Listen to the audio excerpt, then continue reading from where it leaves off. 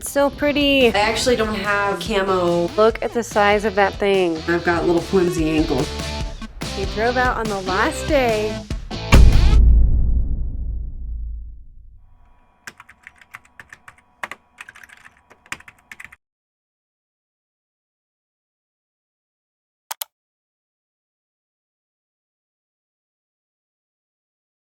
So we went hunting for the first time. That was fun. My husband, he's hunted before. I've never been hunting before in my life. He showed me the ropes and told me what to pack. I kind of knew like the gist of it, but it was kind of fun like going on my first trip. I kind of want to show you guys what I brought and experienced or whatever. I learned a lot, so that's why I kind of wanted to make this video. I didn't know what to look out for, things to use, and blah, blah, blah. Now, first off, we were drawn for this hunt. You have to put in at a certain time of the year, and you may or may not get it.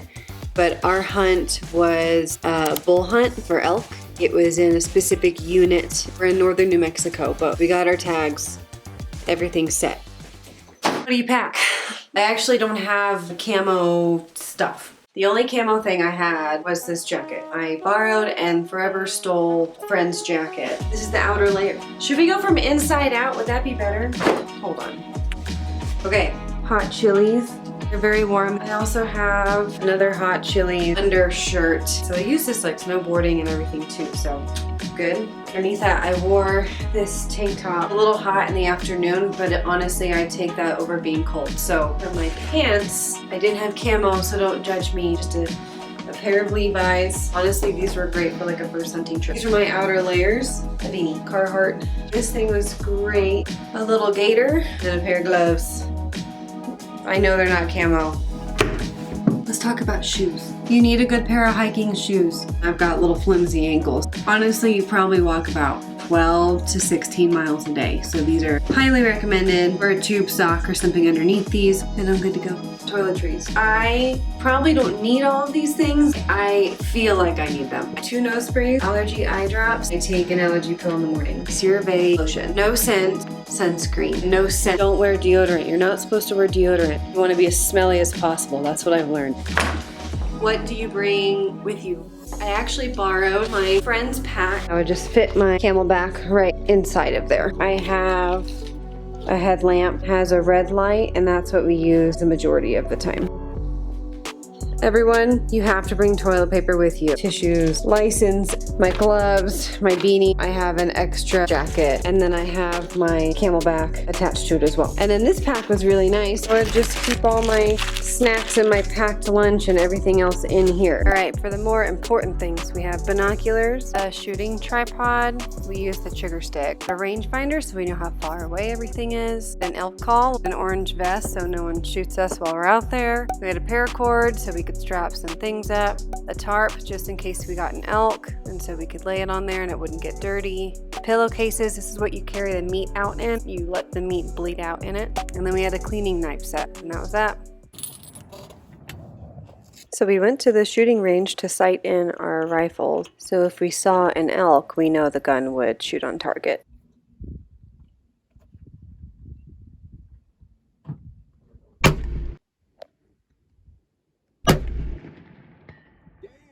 And then we took a drive over to a spot that we thought we would hunt in the mountains. We looked for a spot with a lot of game trails, which is like a path made by animals, and then we set up our camp and we were good to go. Fun fact, we used to party there in high school. Ah, the memories. Guys, look what we found on our game camp. Look at the size of that thing. So we ended up going scouting to see if we could just find any elk. We were using our red light on our headlamps to just be less detectable.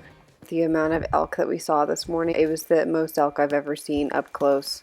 On the flip side, it was kind of upsetting because if this was our hunt, we would have gotten an elk on the first day.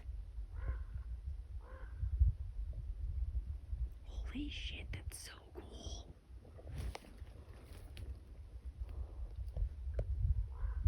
Holy shit.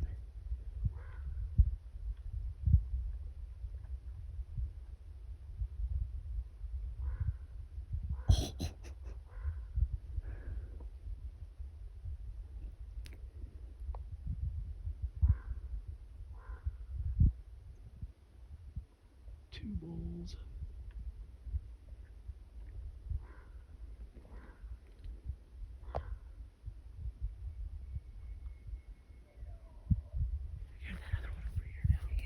So we headed back to the car, and that was that for the morning.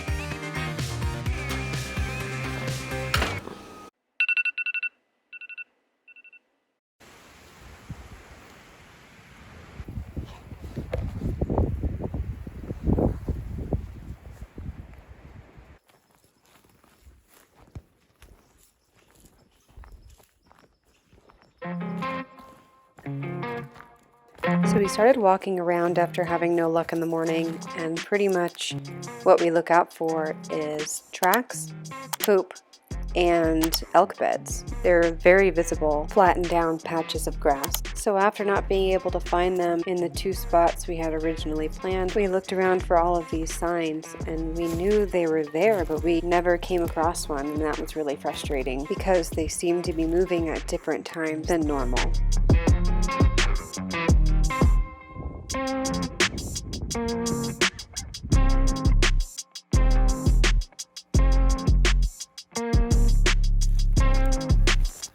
You know what's crazy is that there's a line like where our hunting thing ends, and they just hop where your section ends. And if the elk is on the other side of that, you're done. You can't hunt there. You cannot shoot in that direction whatsoever. That was kind of a pain in the ass because you know they're over in that section.